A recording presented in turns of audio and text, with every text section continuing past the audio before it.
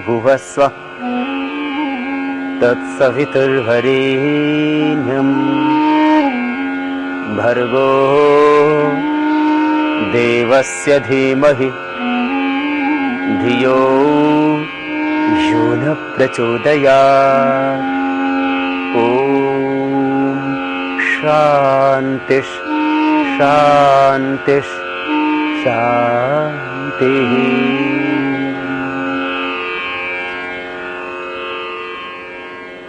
अति व्यस्तताओं के बीच में भी आप योग को न छोड़ें। आधा घंटा कम से कम योगाभ्यास के लिए प्रतिदिन अवश्य निकालें। सोच आदि से निवृत्त हो, शांत एकांत स्थान में बैठ जहां खुली हवा हो, मेरुदंड सीधा हो, सिद्धासन सुखासन में पद्मासन में शांत चित्त से पूरे समर्पण और श्रद्धा भाव से किसी भी एक मुद्रा विशेष में सीधे बैठ करके आप प्राणायाम का अभ्यास करें। यदि नीचे न बैठ सके तो कुर्सी पर बैठ करके ही ध्यान मुद्रा, वायु मुद्रा, किसी भी एक मुद्रा विशेष में सीधे बैठ करके सबसे पहले प्रतिदिन थोड़ी देर भस्त्रिका प्राणायाम। श्वासों को भीतर गहरा भरें, बाहर छोड़ें। लंबा गहरा श्वास भरना, डायफ्राम तो फेफड़ों में भरना, पेट में नहीं भरना, बस इतना ध्यान देना। श्वासों को भीतर गहरा भरें और बाहर छोड़ें। भस्त्रिका प्राणायाम करें। सावधानी कुछ खास, यदि हार्ट हाई बीपी की प्रॉब्लम है तो धीरे करना, कमर में दर्द है तो धीरे करना। कोई भी प्राणायाम, चाहे कपालभाति हो या अनुलोम विलोम हो, यदि आपको सर्वाइकल स्पॉन्डिलाइटिस पेन है, कमर में बहुत ज्यादा दर्द है तो धीरे करना, धीमी गति से करना। अस्थमा है, हार्ट की प्रॉब्लम है, बीपी है तो प्राणायाम धीमी गति से करें। खाली पेट प्राणायाम करें। 2 मिनट भस्त्रिका कर लेना। लंबे गहरे सांस यूं भरना, बाहर छोड़ना। बीजी व्यक्तियों के लिए इजी योग, आप कभी न छोड़ें योग। 2 मिनट रोज कर लेना ये भस्त्रिका प्राणायाम।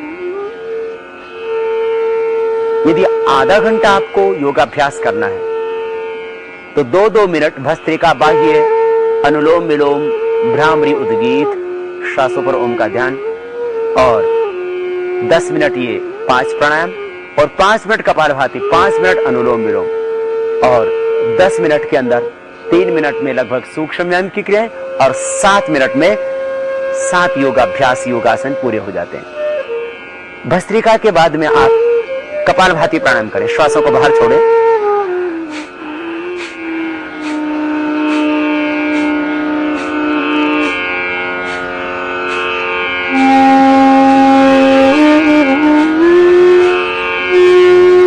श्वासों को बाहर छोड़ना। बाहर छोड़ेंगे तो पेट अंदर जाएगा। ब्रीथ को एक्सेल करना, इनहेल होगा नॉर्मली, एक्सेल करेंगे फोर्सली। भस्त्रिका से जहां 5 प्राणों का, 5 कोशों का, 5 तत्वों का, पूरे देह का पोषण होगा, वही कपालभाति प्राणायाम को करते वक्त विचार करना, सारी नेगेटिव एनर्जी बाहर निकल गई। इसी से पेट की सारी बीमारियां, hepatitis A, B, C, cirrhosis of liver की प्रॉब्लम, किडनी की प्रॉब्लम, प्रोस्टेट की प्रॉब्लम, यूट्रस की, ओवरी की प्रॉब्लम, हार्ट की ब्लॉकेज, कोलेस्ट्रॉल, ये सब ठीक होंगे।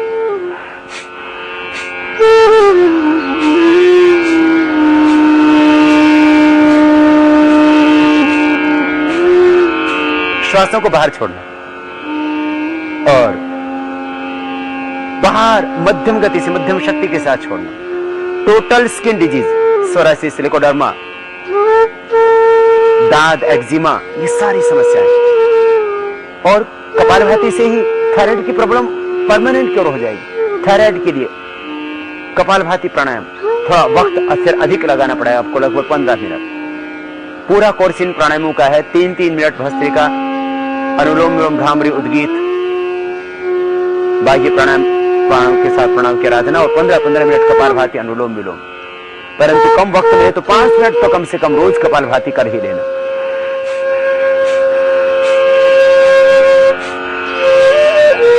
और बस प्रार्थना पूर्ण हृदय से, रोग, विकार, अशुद्धियां, व्याधियां, पीड़ाएं सब बाहर निकल रही, इस भाव के साथ कर।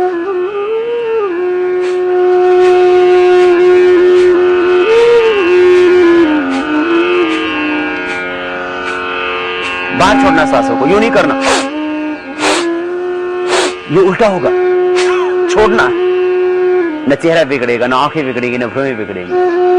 श्वासों के साथ लयबद्धता, पूरे समर्पण के साथ आपको प्राणायाम करना है। इसी से होगा कुंडलिनी शक्ति का जागरण, शक्तियों का ऊर्ध्व रूपांतरण। चेहरे पर ओज तेज आएगा, आभा आएगी, नेचुरल ग्लो आएगा। श्वासों को बाहर छोड़ते रहना, ये जरूरी है।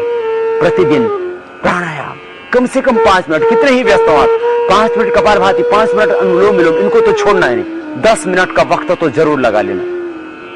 कपालभाति प्राणायाम के बाद में आप बाह्य प्राणायाम करना। श्वासों को अंदर भरेंगे, बाहर छोड़ के बाहर रोक देंगे। त्रिबंध के साथ बाह्य प्राणायाम इस तरह से होगा।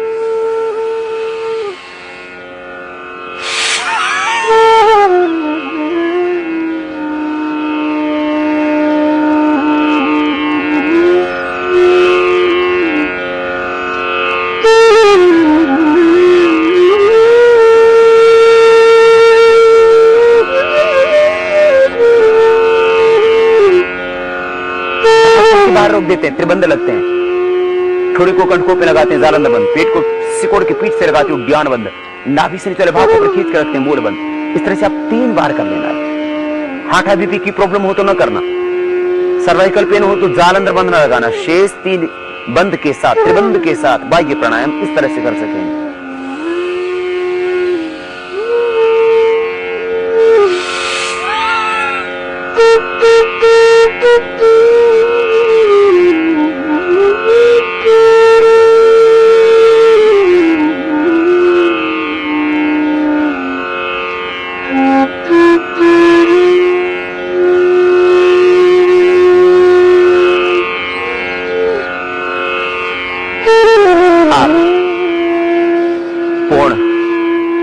स्वस्थ हैं तो कीजिए, अन्यथा आप अग्निसार क्रिया करके ही इसका लाभ पा सकते हैं। श्वास को बाहर छोड़ के बाहर रोक देना, पेट को अंदर खींचना और ढीला छोड़ना।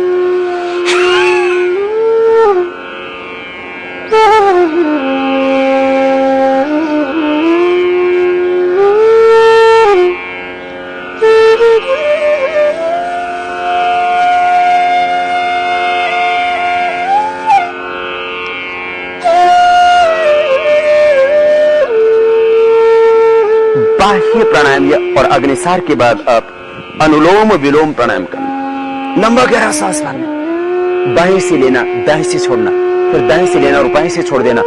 दाएं नाक को अंगूठे से, बाएं नाक को 20 की 2 उंगलियों से बंद करना। मेरुदंड सीधा होगा। सहज श्वासों की गति। बाएं से करेंगे प्रारंभ, बाएं से ही प्रारंभ, बाएं पर ही समाप्ति। बाएं से स्टार्टिंग, बाएं से एंडिंग होगी।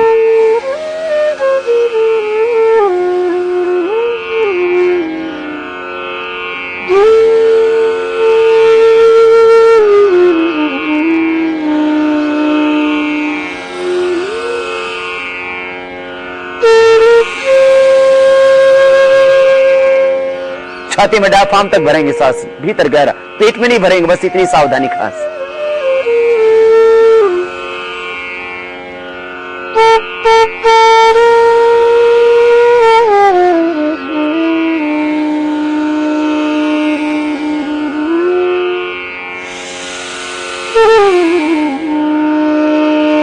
करते रहे। अभ्यस्त होने के बाद 5 मिनट आप लगातार कर सकते हैं। कीजिए, लंबा लेना, लंबा छोड़ना, आंखें बंद मन से, चेहरा नहीं बिगाड़ना, भ्रूणों को नहीं सिकोड़ना। अष्ट चक्रों का, 9 द्वारों का शोधन होगा इससे। पूरा इंडोक्राइन सिस्टम अच्छा होगा इससे। ज्यादा ऑक्सीजनेटेड ब्लड आपकी बॉडी को मिलेगा, वाइटल एनर्जी, का लेवल अप होगा, टॉक्सिन्स ऑक्सीडेंट्स बॉडी के अपने आप कम हो जाएंगे, दूर हो जाएंगे, पूरा एंडोक्राइन सिस्टम जो इरेगुलर था रेगुलर हो जाएगा, हार्मोन्स टोटल बैलेंस हो जाएंगे, पूर्ण आरोग्य पाओगे आप। ये 7 प्राणायाम के अभ्यास ऐसे ही हैं जिससे भीतर का सारा असंतुलन मिट जाता है, और भीतर का असंतुलन मिटा तो बस आप स्वस्थ हो गए। भीतर का असंतुलन, इम्बैलेंस हो गए थे, भीतर के दोष, वो अनियंत्रण, अनियमितता, विषमता, वही तो है व्याधि, वो मिट जाएगी अनुलोम विलोम से। सकारात्मक भाव जागेंगे भीतर। अनुलोम विलोम प्राणायाम, भ्रामरी, उद्गीत आदि प्राणायाम, ये इसी तरह की पूरी प्रक्रिया है जिससे आप प्रखर प्रज्ञा का शिखर भी पाते हो, आप संबोधि को पाते हो, स्थित प्रज्ञ हो जाते हो, मन शांत हो जाता है, सकारात्मक, आप अपने अस्तित्व से, अपनी चेतना से गहरे जुड़ जाते हो। ततक्षते प्रकाश आवरणम, मन के ऊपर आया हुआ असत अविद्या तमस का आवरण भी हटता है, समाधि भी लगती है, व्याधि भी मिटती है, दिव्य विचार, दिव्य भाव पैदा होते अपने आप भीतर से। चारों ओर से ब्रह्मानंद बरस रहा, इस भाव के साथ करना अनुलोम विलोम।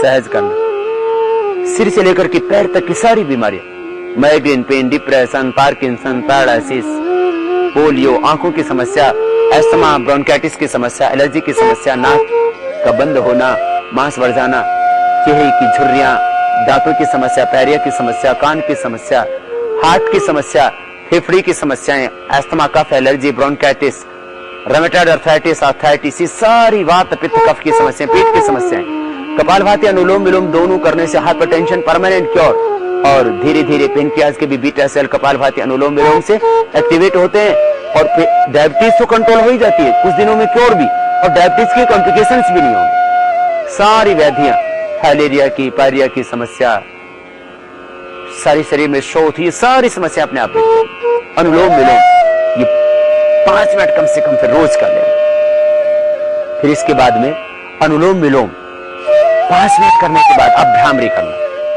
लंबे गहरे सांस फेफड़ों में भरना। जब भी भरें आप अनुलोम विलोम करें, चाहे भ्रामरी करें या उद्गीत करें, स्वास्थ्य देखो, अनुलोम विलोम में भी फेफड़ों में गहरे भरने, चेहरा नहीं बिगड़ेगा, आंखें भ्रूण नहीं बिगाड़ेंगे, पूरी श्रद्धा समर्पण के साथ सही विधि से अभ्यास।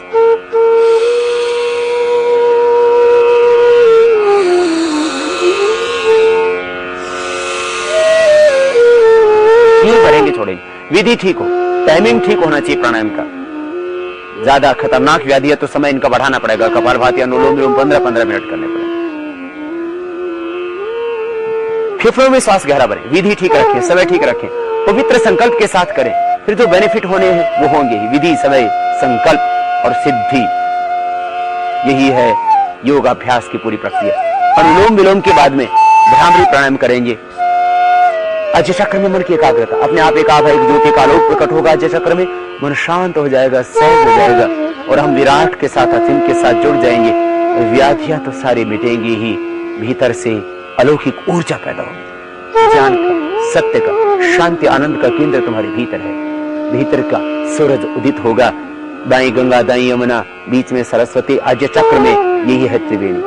अनुलोम विलोम से तीनों नाड़ियों का शोधन, और भ्रामरी से फिर दिव्य ज्योति का यहाँ प्रकटीकरण होगा, आलोक पैदा होगा अपने आप। अजय चक्र में प्रथम अंगुली माथे पर, शेष 3 अंगुलियों को पर, कानपुरी बंद अंगूठे से भ्रामरी प्राणायाम भाव के साथ कम से कम 3 बार रोज कर लेना। श्वास भीतर गहरा भरते हुए नासिका से ओंकार का नाद।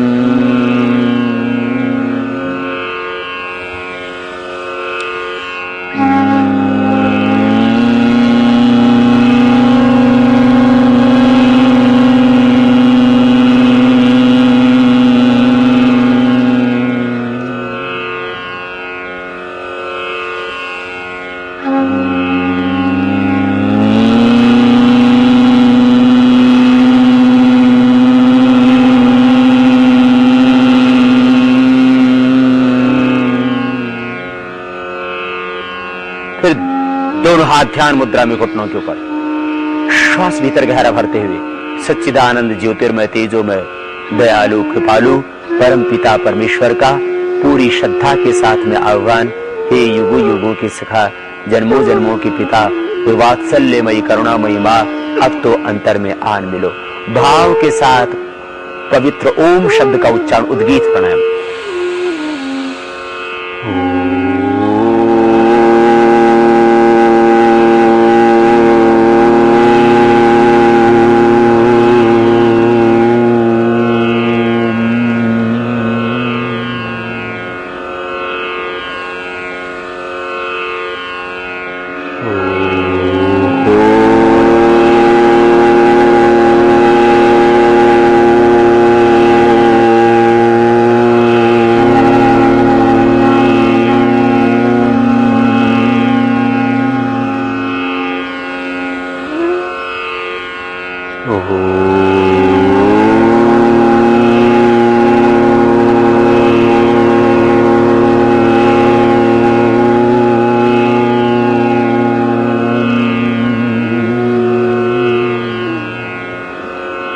मौन हो, श्वासों पर मन केंद्रित कर, प्राणों के साथ प्रणव की आराधना, ओम का ध्यान मन ही मन श्वासों के साथ।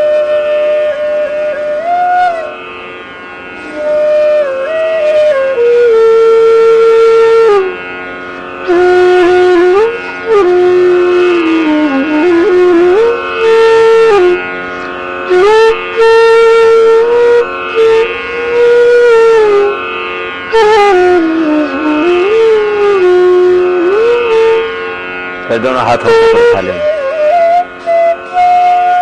आपस में रगड़ना और गरम गरम हथेलियों की ऊर्जा का उष्मा का अंदर आंखों पर कर लेना, आंखें खोल लेना। ये इतना प्राणायाम रोज करना, कितना ही कम वक्त हो तो भी इतना समय तो निकालना ही अपने शरीर के लिए, क्योंकि तुम हो तो सारी दुनिया है और ये शरीर ही न रहेगा तो आखिर फिर किस काम की रहेगी ये दुनिया। इसलिए जितना व्यापार जरूरी है, जितना घर परिवार जरूरी है, जितना धन कमाना जरूरी है, खाना जरूरी है, सोना जरूरी है, उतना ही जरूरी प्राणायाम करना। इतनी देर कम से कम प्राणायाम और फिर थोड़ी देर सूक्ष्म व्यायाम की क्रिया। दोनों पैरों को सामने खोल लें और दोनों पैरों को सामने खोल करके आगे पीछे दबा लें और गोल घुमा लें। एक अभ्यास सबसे पहले पैरों के लिए, पूरे पैर से स्वस्थ होंगे। गोल भी घुमा ले पैरों को, घुटने सीधे ही रखें, गोल घुमा ले, फिर पैरों को मिला करके बड़ा शून्य बना ले। ये सूक्ष्म व्यायाम की क्रियाएं प्रतिदिन आप कर लेना रोज। दोनों तरफ से पैरों को घुमाने के बाद बटरफ्लाई के लिए दोनों पैरों को तलवों से मिला लें और तलवों से मिलाने के बाद में ठीक से हिला लीजिए। आप घुटने जमीन को छूने लगे लगभग। सरल सहज बटरफ्लाई की क्रिया आपके थाई बटक सिक्स को स्वस्थ बनाने के लिए और पैरों के लिए।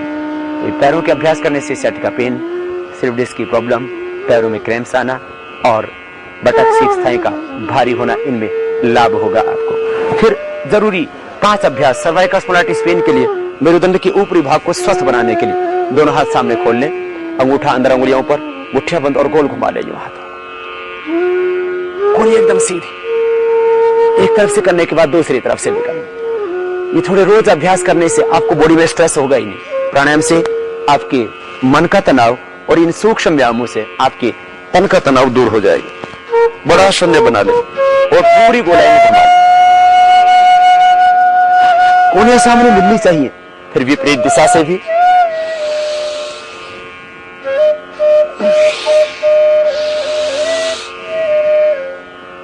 और फिर दोनों हाथों को उठा ले, दाएं से बाएं, बाएं से दाएं हाथ की कलाई को पकड़ ले। श्वास अंदर भरते दाहिने हाथ से बाएं हाथ को सिर के पीछे से खींच ले, मेरुदंड सीधा ही रहे। श्वास छोड़ते हुए बीच में आ जाए, फिर श्वास अंदर भरते दूसरी ओर से। इससे फ्रोजन शोल्डर की समस्या, सर्वाइकल स्पॉन्डिलाइटिस पेन आपको कभी जिंदगी में होगा ही नहीं। फिर बीच में रुक जाए, फिर दोनों हाथ के अंगुलियों को इंटरलॉक कर लें और सिर के पीछे बांध लें। हाथों से सिर की ओर, सिर से हाथों की ओर एक दूसरे के एंटी प्रेशर दे, मेरुदंड सीधा ही रहेगा। वर्टिगो की प्रॉब्लम, सर्वाइकल स्पॉन्डिलाइटिस पेन के लिए जरूरी अभ्यास। हाथ नीचे लिया, फिर दाहिना हाथों पर उठा लें। हाथ को कान के पास सिर से लगा दे, कनपट्टी से, हथेली से सिर की ओर, सिर से हाथ की ओर एक दूसरे के विरुद्ध दबाओ। एक कंपन सा पैदा होगा गर्दन में। फिर दूसरी ओर से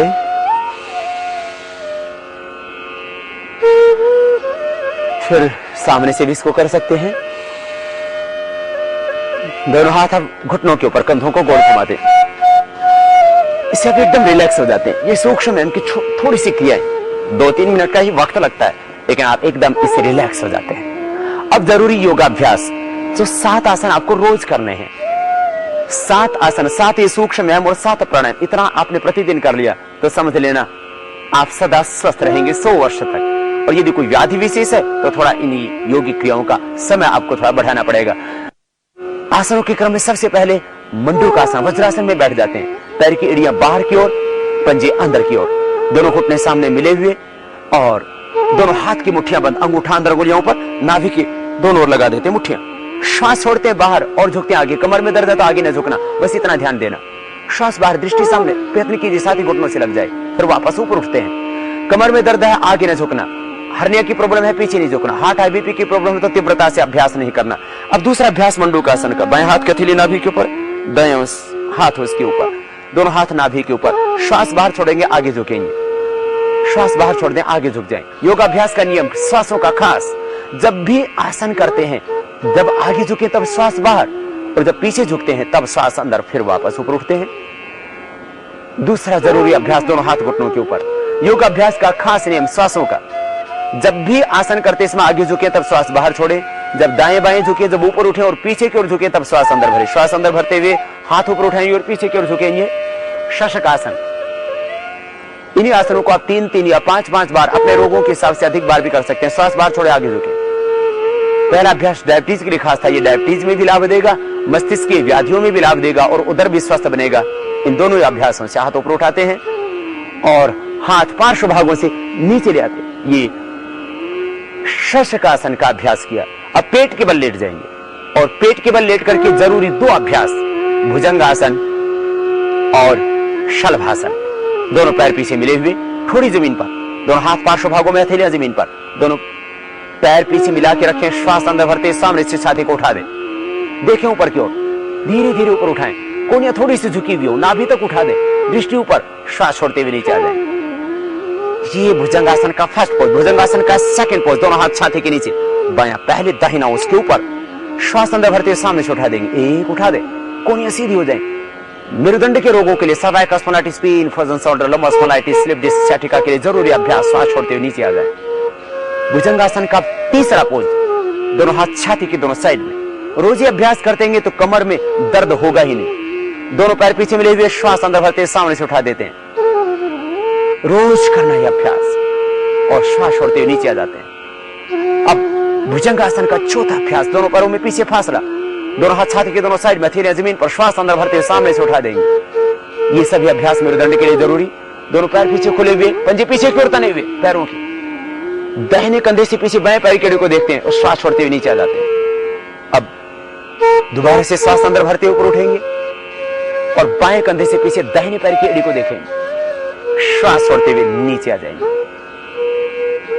बाएं करवट लेते हुए जब भी बैठे तब बैठेंगे, लेकिन एक और जरूरी अभ्यास, दोनों हाथ थाई के नीचे, दोनों पैर पीछे मिले हुए, थोड़ी जमीन पर, श्वास अंदर भरते हुए दाहिने पैर को पीछे उठाएंगे, शलभासन।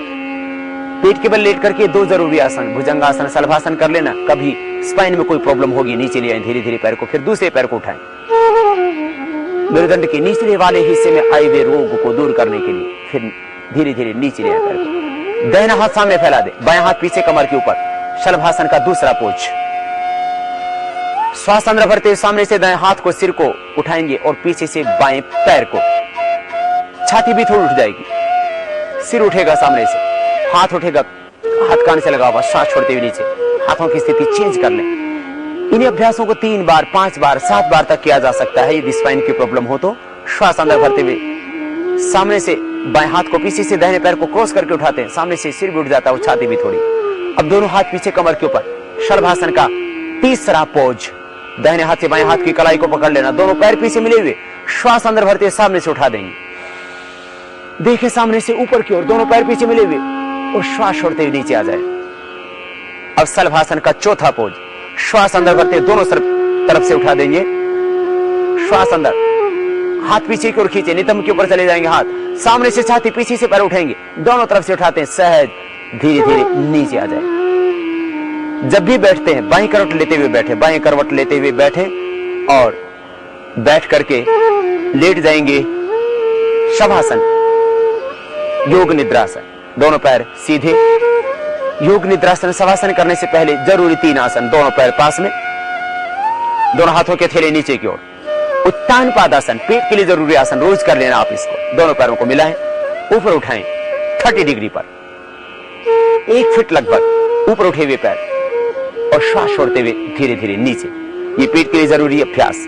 पवन मुक्तासन, गैस के लिए और पेट के लिए जरूरी अभ्यास। गैस्ट्रिक की प्रॉब्लम और पेट की समस्याएं भी मिटेंगी। कमर में दर्द है तो सिर न उठाना, तो कमर दर्द भी अच्छा होगा। दाहिने पैर को मोड़ ले, दोनों हाथ की उंगलियों को इंटरलॉक करके श्वास बाहर छोड़े, घुटने को दबाएं अधिकतम, पंजे नीचे की ओर दबे हुए पैरों के, घुटने को दबा करके छाती से लगा दे और सिर उठा करके नासिका लगा दे पैर के घुटने से। फिर वापस आ जाए इसी तरह से। दूसरे पैर से करें, बाएं पैर को मोड़े, श्वास बाहर छोड़े, घुटने को दबाएं अधिकतम, छाती से लगा दे घुटने को, सिर उठा करके नासिका लगा दे पैर के घुटने से। पैर सीधे कर दे आप, दोनों पैरों के पंजे नीचे की ओर तने हुए होंगे। अब दोनों पैर एक साथ मोड़ेंगे, पैर सीधे कर दे पहले, फिर दोनों पैर एक साथ मोड़े, श्वास बाहर छोड़े, दबाएं अच्छी तरह से घुटनों को, छाती से लगा दे, पंजे नीचे की ओर दबे हुए होंगे, सिर उठा करके नासिका लगा दे पैर के घुटने से, पैर सीधे कर दे आप। अब जरूरी तीसरा अभ्यास, पेट के सीधे लेट करके मरकट आसन, दोनों हाथ कंधों के बराबर, दोनों पैर मोड़ ले घुटनों से, घुटने पास में, पंजे भी पास में पैरों के। स्पाइन के लिए जरूरी अभ्यास, बहुत ही उत्तम सरल सहज अभ्यास। मेरुदंड के लिए सर्वाइकल स्पॉन्डिलाइटिस, पेन हो, स्लिप डिस्क सियाटिका की प्रॉब्लम, लंबा स्पॉन्डिलाइटिस के लिए जरूरी अभ्यास। श्वासों को अंदर भरे, दाहिनी ओर झुकाएं पैरों को, दाहिना घुटना जमीन पर, बाएं घुटना दाहिने घुटने के ऊपर, गर्दन अपोजिट साइड में और श्वास अंदर, एडी पर एडी, टखने पर टखना, पंजे पर पंजा, गर्दन अपोजिट साइड में, श्वास अंदर, श्वास छोड़ते वापस। दूसरी ओर से इस अभ्यास को आराम आराम से पैरों को साइड में ले जाएं और वापस आएं, धीरे धीरे श्वास छोड़ते हुए। मरकट आसन का दूसरा पोज, दोनों पैरों में थोड़ा फासला करीब 1 फीट का, दोनों हाथ कंधों के बराबर ही, हथेलियों को ऊपर की ओर, श्वास अंदर भरते दाहिनी ओर पैरों को झुकाएंगे, दाहिना घुटना जमीन पर आ जाएगा अपने आप सहज, और बाएं घुटना दाहिने पंजे के ऊपर, गर्दन बाईं ओर अपोजिट साइड में, श्वास अंदर, फिर आएंगे धीरे धीरे वापस बीच में। फिर दूसरी ओर से बाईं ओर पैर झुका दे, बाएं घुटना जमीन पर, दाहिना घुटना बाएं पंजे के ऊपर या टखने के ऊपर, गर्दन दाहिनी ओर, श्वास छोड़ते वापस आ जाएं, पैर सीधे कर दे। इन अभ्यासों को बढ़ा सकते हैं, अधिक बार कर सकते हैं। मरकट आसन का तीसरा पोज, मेरुदंड के लिए जरूरी अभ्यास। दाहिने पैर को ऊपर उठाएंगे 90 डिग्री पर आप, और इस दाहिने पैर को, घुटने दोनों पैरों के सीधे, बाएं हाथ के पास ले जाइए, अधिकतम जितना ले जा सकते हैं। अधिक कमर में दर्द है तो पूरा पैर आपका जा ना सकेगा हाथ के पास, जितना अधिकतम आप अपोजिट साइड में पैर को ले जा सके उतना ही उत्तम। फिर पैर ऊपर उठाएं 90 डिग्री पर और घुटने सीधे हो दोनों पैरों के, और पैर धीरे धीरे नीचे ले आए।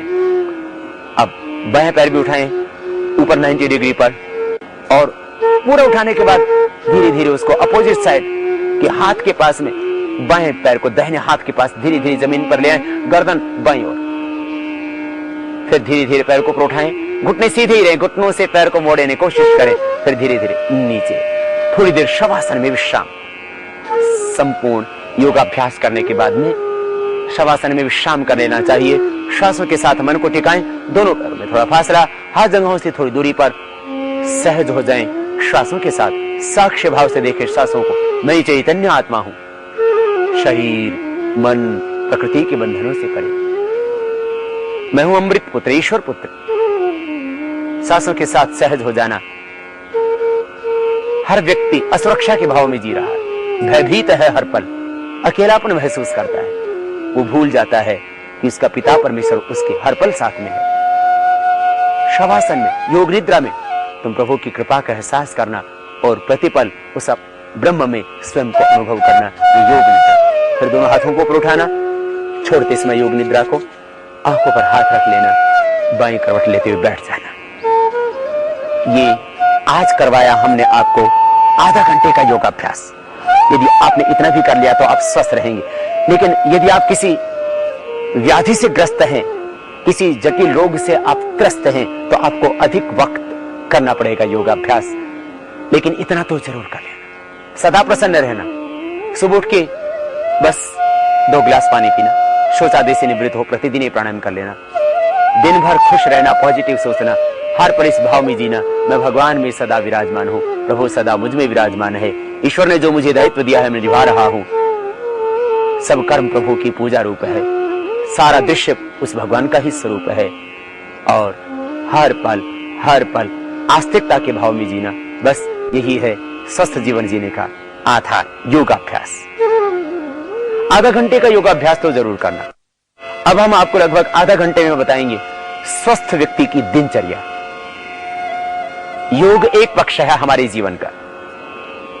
मैं कहता हूं योग संपूर्ण आरोग्य का आधार है। योग एक संपूर्ण चिकित्सा विज्ञान है। योग एक पूर्ण अध्यात्म विज्ञान है। योग एक संपूर्ण जीवन शैली। आपको पूरा अपने दिनचर्या का सिस्टम सुधारना पड़ेगा। पूरी दिनचर्या आपकी कैसी हो, सुबह उठने से लेकर के रात को सोने तक। सुबह उठें, भगवान का धन्यवाद करें, शाम को सोते समय प्रभु का धन्यवाद करें, और हर पल भगवान में रहें। स्वयं को ईश्वर पुत्र जाने, तुम दीनहीन दुखी दरिद्र नहीं, तुम ईश्वर की संतान, अमृतस्य पुत्र, इस भाव में जीना। सुबह उठ के भगवान का धन्यवाद करना, प्रभु तेरी कृपा से मनुष्य का जन्म मिला, दिन भर मुझसे कोई पाप ना हो, अपराध ना हो, किसी का मैं बुरा ना करूं, किसी का अहित न सोचूं, अपनी वाणी से किसी को गलत ना कहूं, सब में तेरा ही स्वरूप देखूं, प्रभु हर पल तुझ में जीऊं। सुबह उठ करके फिर भगवान का धन्यवाद कर, उसने मनुष्य का जन्म दिया, जीवन दिया, कृतज्ञता ज्ञापन कर, फिर अब पानी पीना। सुबह उठते 1 से 4 गिलास पानी। वात रोग हो, शरीर में जोड़ों में दर्द हो, कफ की प्रॉब्लम हो, मोटापा ज्यादा हो तो गर्म पानी पीना।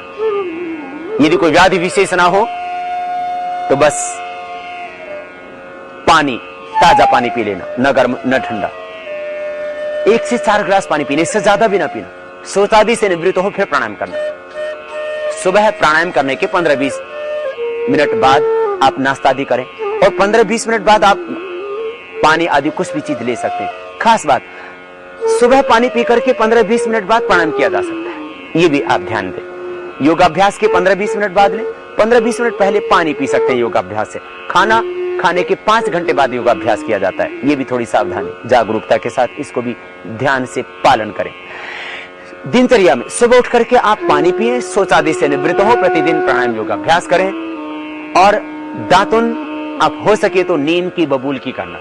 यदि वो ना हो तो 100 ग्राम फिटकड़ी की भस्म, 100 ग्राम सेंधा नमक, 100 ग्राम हल्दी, 100 ग्राम त्रिफला, 100 ग्राम नीम के पत्ते, 100 ग्राम बबूल की छाल और 20 ग्राम लौंग, इन सब का पाउडर कर लें और इससे दांत साफ करें। पारिया भी मिट जाएगा, मूंग से दुर्गंध भी नहीं आएगा, दांत फूले, दांतों की कोई भी समस्या, मसोड़े फूलते हैं, मसोड़े घिस गए, ये सब के सब बीमारियां ठीक हो जाएंगी। बस 10-10 मिनट कपालभाति, अनुलोम विलोम प्राणायाम भी कर लेना, ये मंजन कर लेना, पारिया भी अच्छा हो जाएगा। सुबह उठ करके शौच आदि से निवृत्त हो, ये दंत मंजन करने की प्रक्रिया आपको बताई, जो हमारे यहाँ सदियों से करते आए थे। आज तो आप लगभग महीने में हजारों रुपए अपने दांतों पर खर्च करते हो, फिर भी आपके दांत कहां स्वस्थ रह पाते।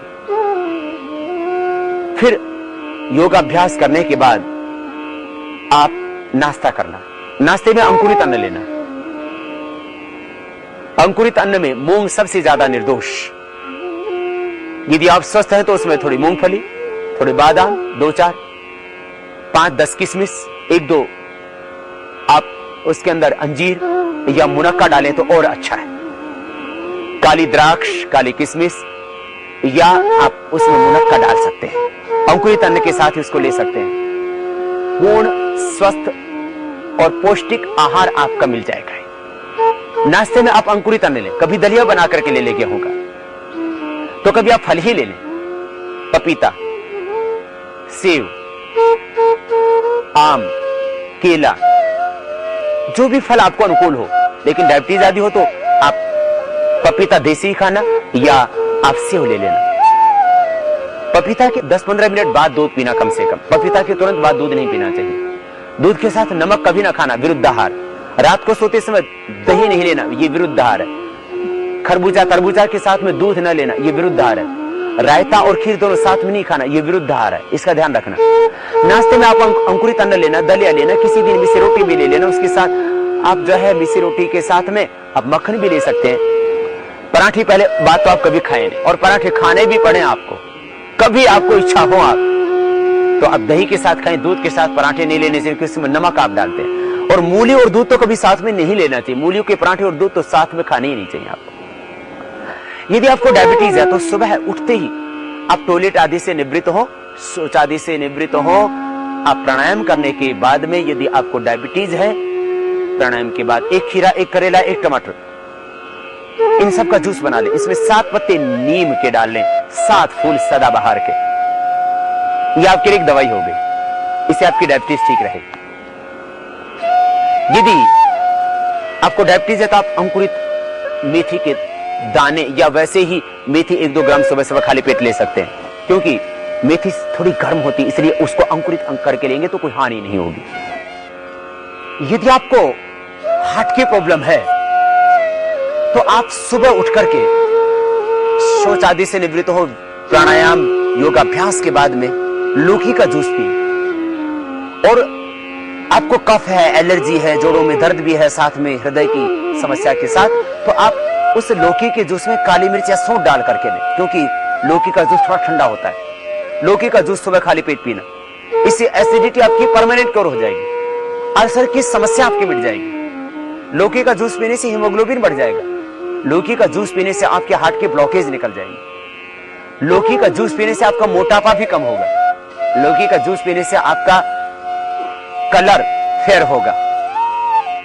लौकी का जूस पीने से बॉडी के जो टॉक्सिन्स, ऑक्सीडेंट्स वो कम हो जाएंगे। लौकी का जूस पीना सुबह खाली पेट, लौकी लेकर के गर्म पानी से धो लेना, छिलका सहित उसको कद्दूकस में या मिक्सर में डाल करके और उसको अच्छी तरह से पीस करके उसका जूस निकाल लेना। वो जूस, उसमें 7 पत्ते तुलसी के और 7 पत्ते पुदीना के डाल लेना, 3 से 5 काली मिर्च डाल लेना इसी लौकी के जूस में। ये लौकी का जूस आप सुबह खाली पेट पिए। हृदय रोगी दोनों वक्त भी इसको ले सकते हैं, थोड़ा ठंडा होता है, इसलिए यदि ठंड हो इसके लेने से, नाक बंद होने लगे, कफ हो, तो इसमें काली मिर्च की मात्रा थोड़ी बढ़ा दीजिए और थोड़ा सौंठ की मात्रा बढ़ा दीजिए, तो ये आपको नुकसान नहीं करेगा, फायदा पूरा होगा। लौकी का जूस 2, 4, 6 महीना, साल भर, 2 साल, 5 साल, पूरी जिंदगी भर पिया जा सकता है, कोई हानि नहीं। जैसे हम जिंदगी भर दूध पीते हैं, जैसे हम पूरे जीवन भर हम रोटी खाते हैं, दाल खाते हैं, फूड सप्लीमेंट है। आप लौकी का जूस पीजिए, आपकी सारी व्याधियां मिटेंगी, शरीर हमेशा निरोग रहेगा। लौकी का जूस आप सुबह पीजिए, शाम को पीजिए। लौकी की सब्जी खाइए। हार्ट की प्रॉब्लम है तो अर्जुन की छाल 1 चम्मच लेकर के 1 कप गाय का दूध, 1 कप पानी बस उबालें और 1 कप बजाय छान के पी जाए और प्राणायाम करें। लौकी का जूस पी। इतने ही करने से बहुत से लोगों की खतरनाक से खतरनाक हृदय की समस्या ठीक हो गई। देश में करोड़ों लोगों को हार्ट की समस्या, बस यही प्रयोग करें। यदि आपको बीपी है तो भी लौकी का जूस पीना और प्राणायाम करना। पानी की मात्रा थोड़ी बढ़ा देना। सुबह पानी पीना, खाने के 1 घंटे बाद पानी पीना, ये पानी पीने का नियम। खाने के तुरंत बाद पानी ना पिए। दोपहर के खाने के बाद पानी पीना, 1 घंटे बाद पानी पीना, फिर पानी जरूर पीना। नहीं पियोगे पानी तो फिर व्याधियां हो जाएंगी, पेट साफ नहीं होगा, एसिडिटी बनेगी, बीपी हाई होगा। इसलिए पानी की मात्रा ठीक रखें, किडनी ठीक रहेगी पानी ठीक पीने से। यदि आपको हाई ब्लड प्रेशर है तो सुबह उठ के 1 से 4 गिलास पानी पिए, सुबह लौकी का जूस पिए, अनुलोम विलोम भ्रामरी प्राणायाम करें, ये अंगुली भी थोड़ी दबा लें तो बीपी की प्रॉब्लम ठीक हो जाती है लौकी का जूस पीने से। एक और प्रयोग, जवारे का प्रयोग। सुबह खाली पेट गेहूं के जवारे का प्रयोग कर लें। गेहूं का जवारा अमृत है। गेहूं को 7 गमलों में बो देना। 7 गमलों में बोने के बाद 7वें दिन वो हरा घास ऊपर निकल आएगा, उसको उखाड़ लेना। जो सफेद भाग है उसका नीचे का उसको फेंक देना और जो ग्रीन पार्ट है उसको आप लेकर के और कूट लेना। उसका रस 20 ग्राम से लेकर के 50 ग्राम तक सुबह खाली पेट पिया जा सकता है। किसी किसी का पेट ज्यादा साफ होने लगता है गेहूं के जवारे से, तो वो व्यक्ति गेहूं का जवारा कम मात्रा में, शुरू में 2 चम्मच ही ले, बाद में 50 ग्राम धीरे धीरे बढ़ा दें आप। इससे क्या होगा? गेहूं के जवारे से सुबह खाली पेट आप ले लेना, ये निर्दोष है। और कभी कभी तो हर इंसान को पी लेना चाहिए, इससे हीमोग्लोबिन बढ़ता है, इससे कैंसर दूर होता है। कुछ लोगों ने तो गोमूत्र का प्रयोग किया, गेहूं का जवारे का प्रयोग किया और प्राणायाम का अभ्यास किया, उसी से उनका कैंसर ठीक हुआ है। यदि आपको कैंसर है तो क्या करना? प्राणायाम करना, सभी सातों प्राणायाम करना, प्रसन्न रहना, ईश्वर पर विश्वास रखना। सुबह खाली पेट उठते ही सबसे पहले आप गोमूत्र पी लेना, 25 से 50 ग्राम गोमूत्र, उसमें 7 पत्ते तुलसी के डाल देना। गिलोय लगभग 1 फीट डंडी लेके उसको कूट के उसमें थोड़ा पानी मिला के उसको भी निचोड़ के उसी गोमूत्र में ले लेना। गिलोय, तुलसी पत्र और गोमूत्र। यदि आपको गिलोय गीले नहीं मिलते हैं तो गिलोय गुर्च अमृता का पाउडर ही डाल लेना 1 चम्मच उसमें। गिलोय, गोमूत्र, तुलसी पत्र आप ले सकते हैं एक साथ सुबह उठते खाली पेट। उसके बाद 10-5 मिनट बाद आप प्राणायाम योग अभ्यास कर सकते हैं। गोमूत्र का प्रयोग बहुत ही अद्भुत है कैंसर के लिए। गोमूत्र का प्रयोग बहुत ही ज्यादा लाभप्रद है मोटापे के लिए। गोमूत्र का प्रयोग बहुत ज्यादा लाभ देता है जिनको किडनी की समस्या है, जिनको आर्थराइटिस है, जिनको ब्रोंकाइटिस है, पेट की बीमारियों में, मोटापे में, बढ़े हुए कोलेस्ट्रॉल को कम करता है गोमूत्र। गोमूत्र आप सुबह पी सकते हैं, सुबह सुबह खाली पेट। कुछ लोग तो सोमूत्र तक का प्रयोग करते हैं। यदि आप स्वस्थ हैं तो सोमूत्र भी लाभ देता है। यद्यपि सब लोग इसको पसंद नहीं करते, लेकिन शिवाम्बु चिकित्सा और सोमूत्र चिकित्सा के नाम से यह भी एक बहुत बड़ी चिकित्सा है। लेकिन गोमूत्र निर्दोष है और हम गाय को पूज्य मानते हैं, इसलिए उसका मूत्र पीने में आदमी को संकोच नहीं होता है। गेहूं का जवारा और उसके अंदर यदि गिलोय डाल करके पीते हैं, ये प्राणायाम करने के बाद ले लेना आप। खाली पेट गोमूत्र उठते ही, उसके बाद योगाभ्यास और योगाभ्यास के बाद गेहूं का जवारा लेना। इसके 2 घंटे बाद नाश्ता करना। इसमें यदि गिलोय मिला करके लेते हैं तो इससे प्लेटलेट बढ़ जाते हैं। ऐसी ऐसी बीमारियां जो कहीं ठीक नहीं हो रही थी, लोगों ने गिलोय, जवारे का रस, प्राणायाम और गोमूत्र की दवाई ठीक। माने मस्कुलर डिस्ट्रॉफी के रोगी, प्लास्टिक एनीमिया के रोगी हमने ठीक होते देखे। गिलोय, गेहूं का जवारा और प्राणायाम का अभ्यास। और यदि ब्लड कैंसर आदि भी हो गया तो गोमूत्र भी साथ में पी लिया तो ठीक हो गया सब कुछ। आप नाश्ते में फिर हल्का नाश्ता लेना, ये हमने आप नित्य प्रयोग में जो ला सकते हैं, कुछ ऐसी घरेलू औषधियों के बारे में आपकी दिनचर्या के साथ उनको जोड़ते हुए व्याख्या कर रहे थे। आप सुबह खाली पेट लहसुन ले सकते हैं। लहसुन में नेचुरल स्टेरॉइड होता है। लहसुन से कोलेस्ट्रॉल कम हो जाता है। लहसुन से कोलेस्ट्रॉल, ट्राइग्लिसराइड नॉर्मल आ जाता है। लहसुन से जोड़ों का दर्द ठीक होता है। लहसुन से हार्ट के ब्लॉकेज भी निकलते हैं और बहुत अल्प मात्रा में 1-2 कली लहसुन खाने से बीपी भी ठीक होता है। यदि आपको जोड़ों में दर्द है तो आप सुबह शाम, सुबह नाश्ते के बाद और शाम को खाने के बाद हल्दी, मेथी, सौंठ का पाउडर ले सकते हैं। हल्दी में नेचुरल स्टेरॉइड होता है, लहसुन में, गूगल में, शिलाजीत में नेचुरल स्टेरॉइड होता है। हल्दी, मेथी, सौंठ जो स्टेरॉइड आपके हड्डियों को मजबूत करता है, गलाता नहीं है। वो जो कृत्रिम स्टेरॉइड है, वो जो केमिकल वाला स्टेरॉइड, वो आपकी हड्डियों को खराब करता है। हल्दी 100 ग्राम, मेथी 100 ग्राम, सौंठ 100 ग्राम पाउडर करने तीनों। बहुत ज्यादा जोड़ों में दर्द हो तो अश्वगंधा चूर्ण 100 ग्राम, सोरंजान मीठी 100 ग्राम इसी में मिला ले आप पंसारी से लेकर के। ये चूर्ण 3 से 5 ग्राम सुबह, 3 से 5 ग्राम शाम को दूध से ले ले या पानी से ले लें। इससे जोड़ों का दर्द ठीक हो जाएगा। साथ में प्राणायाम तो करते ही रहना और सूक्ष्म व्यायाम की क्रियाएं करते रहना। यदि आपको अस्थमा है तो आप हल्दी और सौंठ दूध में लेना, अकेला दूध नहीं पीना। और बहुत ज्यादा नजला जुकाम है, नाक बंद रहते हैं, प्राणायाम किया भी नहीं जाता है, एक तो काली मिर्च, मुलेठी, मिश्री मुंह में डाल के चूस लेना।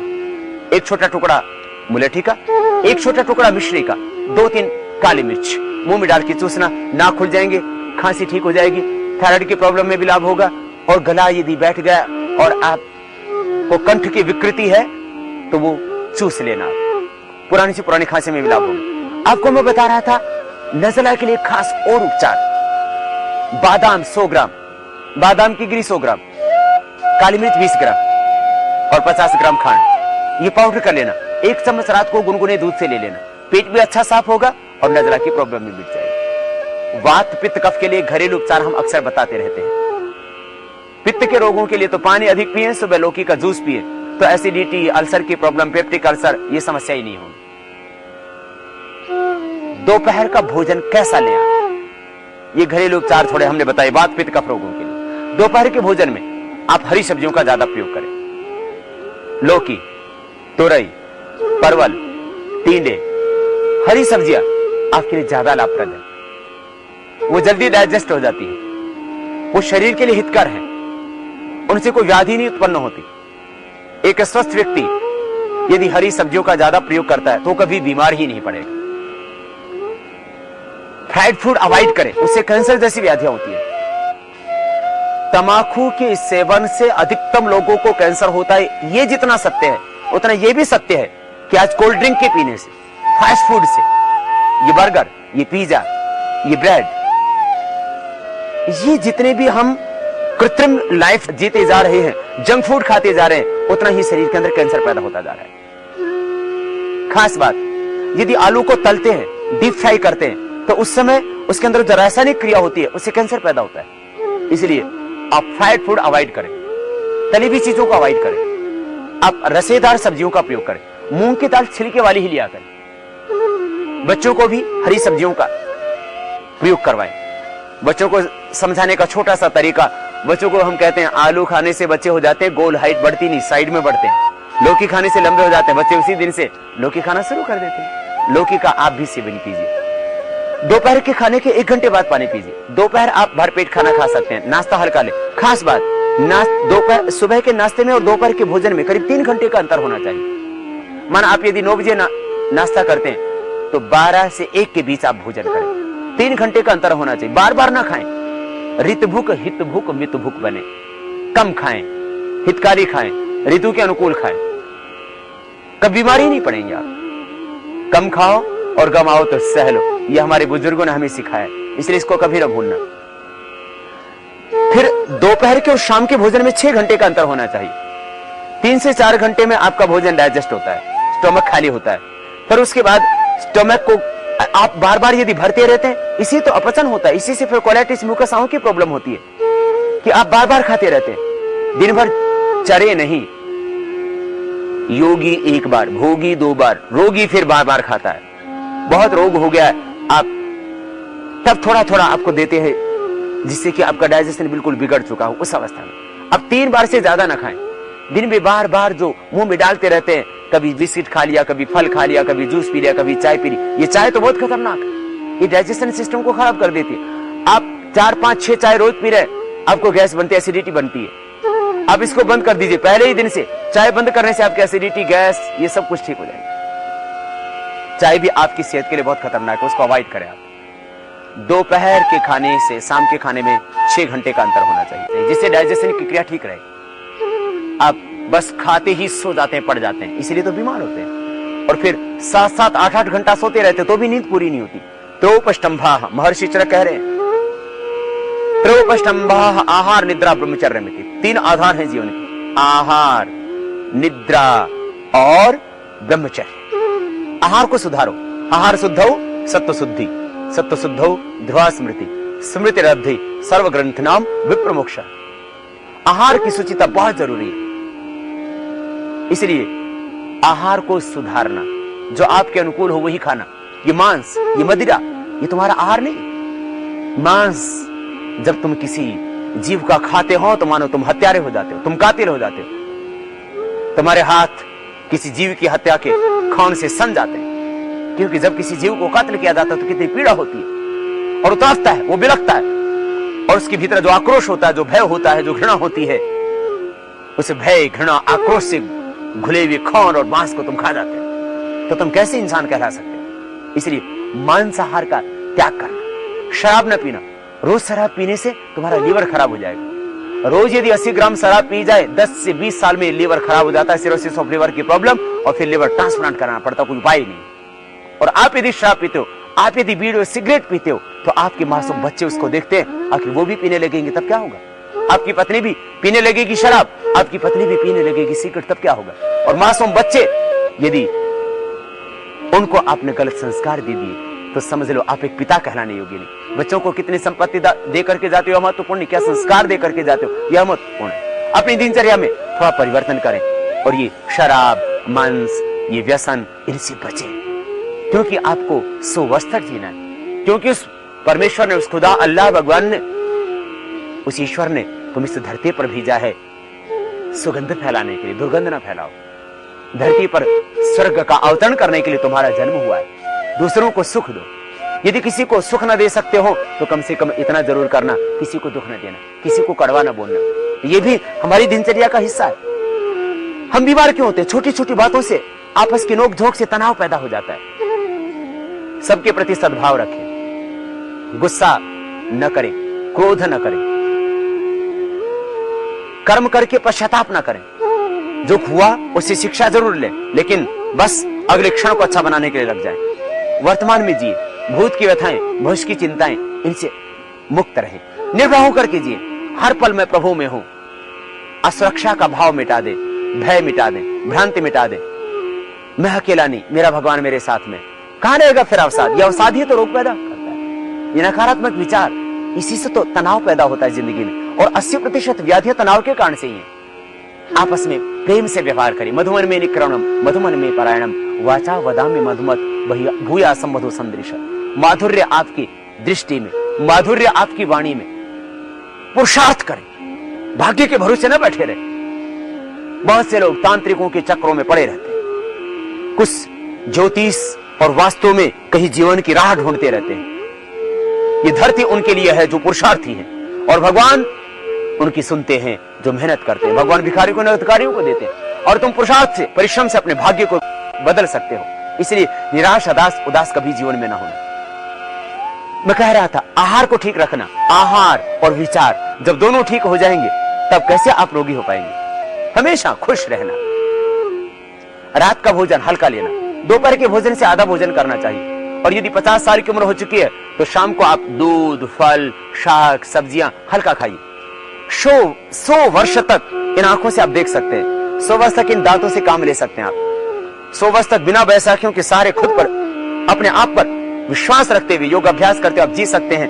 पूर्ण स्वस्थ रह करके स्वावलंबी बने, स्वस्थ रहें, पराश्रित ना हो, बल्कि आप स्वतंत्र होकर के, आरोग्य हमारा जन्मसिद्ध अधिकार है, स्वस्थ रह करके जीना, दूसरों पर आश्रित ना होना।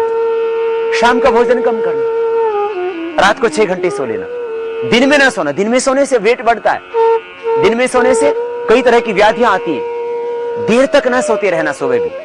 6 घंटे की नींद पर्याप्त। आहार, निद्रा, ब्रह्मचर्य, इंद्रियों पर संयम, 6 घंटे की नींद, आहार का संतुलन, बस इसी से तो होगा पूर्ण निरामय में आपका जीवन। यदि आपको व्याधि विशेष, मानो जोड़ों में दर्द है, तो आप योगाभ्यास तो करेंगे, लेकिन दही, छाछ, नींबू, अचार, टमाटर, खटाई नहीं खाएंगे आप।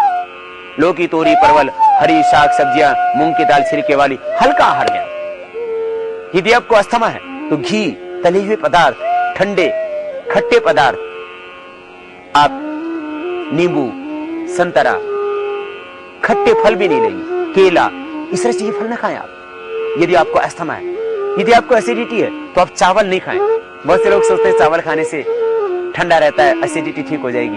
अब जहां चावल ही आहार में आप बचपन से ले रहे हैं तब कोई दिक्कत नहीं है, लेकिन बहुत ज्यादा एसिडिटी है तो अवॉइड करें। बहुत ज्यादा एसिडिटी, बहुत ज्यादा आपको अम्ल पित्त है, आप चावल को अवॉइड करें। नींबू पानी भी अवॉइड करें। आदमी सोचता है नींबू पानी से ठंडक मिले, नींबू से भी एसिड फिर बढ़ जाता है। नारियल पानी पीता है, सोचता है एसिडिटी ठीक हो जाएगी, वो भी एसिडिटी को बढ़ाता है। थोड़ा सा पथ्य का प्रयोग करें, सही पथ्य, परहेज, संतुलित आहार, संतुलित विचार, संतुलित भोजन, संतुलित जीवन, बस फिर कहां होंगी व्याधि। बीमारियों को तो तुम खुद पैदा करते हो। बार बार तले हुए पदार्थ खाते हो, ये कोल्ड ड्रिंक बार बार पीते हो। कोल्ड ड्रिंक वैसे तो अभी लोगों ने काफी छोड़ दी, जब से हमने कहा ठंडा मतलब टॉयलेट क्लीनर, माने इतना उसमें भयंकर एसिड होता है, अब टॉयलेट में डाल दो, उसको भी साफ कर दी। इतनी खतरनाक चीज उस कोल्ड ड्रिंक में होती। इसीलिए तो अभी तक उन कंपनियों ने ये क्या डालते उसमें जहर, ये लिखा नहीं। आप थोड़ा सा खान पान पर ध्यान देंगे, थोड़ा सा योगाभ्यास करेंगे, अपने मन को संतुलित रखेंगे, अपने विचारों को, भावों को संतुलित रखेंगे, तो आपको व्याधियां होंगी ही नहीं। स्वयं स्वस्थ रहें, औरों को स्वस्थ बनाएं। प्रतिदिन आधा घंटा कम से कम योगाभ्यास करें। और यदि व्याधि विशेष से पीड़ित है तो आप थोड़ा योगाभ्यास की मात्रा बढ़ा दें। यही हमारा संकल्प है, यही हमारा उद्देश्य है। हम स्वयं योग सीखें, औरों को योग सिखाएं। प्राचीन भारत में लोग प्रकृति के आश्रय से जिया करते थे। आज न जल शुद्ध है, न वायु शुद्ध है, न शाक सब्जियां ही शुद्ध रह गई है। पेस्टिसाइड्स का प्रयोग बढ़ गया है। आदमी बीमार होता जा रहा है। दोबारा से हमें प्रकृति की ओर लौटना होगा, दोबारा से हमें योग करना होगा। 200 साल पहले इस धरती पर ये एलोपैथ की दवाइयां नहीं थी। लोग योग से, आयुर्वेद से, प्रकृति के आश्रय से स्वस्थ रहा करते थे। और हमारा यही संकल्प है, ये ऋषियों की संस्कृति दोबारा से प्रतिष्ठित हो जाए, दोबारा से ये देश और पूरी दुनिया, ये जमाना योग की क्षण में आ जाए। आप भी इस मिशन में जुड़े। 2 घंटे का वक्त, 2 घंटे का समय इस देश के लिए जरूर निकालें, जिस देश ने आपको जन्म दिया, जिस देश की खुली हवाओं में आप श्वास लेते हैं। समाज से ही पाकर के आप उद्योगपति बनते हैं, आप बड़े इंसान बनते हैं। जिस समाज से आपने सब कुछ पाया, उस समाज के लिए आप कुछ करके भी जाएं। 24 घंटे के समय में से 2 घंटे का समय उन लोगों के लिए लगाएं जो व्याधियों से, पीड़ाओं से तड़फ रहे हैं। लाखों रुपए खर्च करने के लिए उनके पास नहीं है, ऐसे गरीब व्यक्ति भी। और एक एक बीमारी, लाखों लाखों रुपए उसमें खर्च हो जाते हैं, फिर भी बीमारी का कंट्रोल हो पाता है, क्योर नहीं हो पाता। योग से संपूर्ण रोगों का समाधान होगा। हमारा यही संकल्प है कि देश के हर पार्क में, हर गली में, हर मोहल्ले में, हर गांव में, हर ढाणी में योग की निःशुल्क कक्षाएं लगे। आओ हम स्वस्थ, समृद्ध और आध्यात्मिक भारत का निर्माण करें।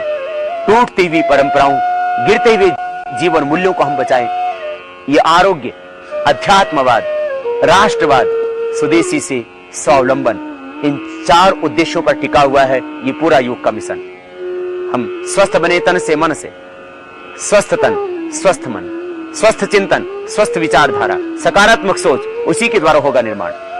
अध्यात्मवाद, हम जुड़ेंगे फिर आस्तिकता से, हम जुड़ेंगे फिर भगवान से, हम जुड़ेंगे अपनी चेतना से, अपने केंद्र से। यही है अध्यात्मवाद, जुड़ना भगवान से, जुड़ना अपनी परंपराओं से, जीवन मूल्यों पर आस्था रखना। फिर आत्मशक्ति जागेगी, राष्ट्रभक्ति जागेगी और स्वदेश की प्रतिभा, स्वदेश का ज्ञान, स्वदेश का वैभव देश के विकास में काम आएगा। इसी उद्देश्य को लेकर के ये योग का मिशन देश के करोड़ों लोगों के संकल्प से खड़ा हुआ है। और मुझे लगता है अब हजारों लाखों लोग इस योग के मिशन में जुड़ेंगे तो देश के गांव गांव तक, बच्चे बच्चे तक योग पहुंचेगा।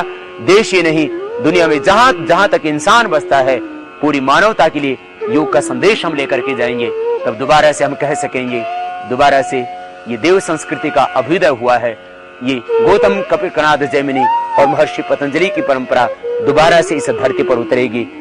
हर व्यक्ति के भीतर की सोई हुई चेतना, आत्मा जागेगी। हम मनोर्भव जनया दैव्यम जन्म, मनुष्यता पूरी धरती पर फैल जाएगी। फिर ये आसुरी भाव अपने आप मिट जाएंगे, ये विध्वंस अपने आप मिट जाएंगे।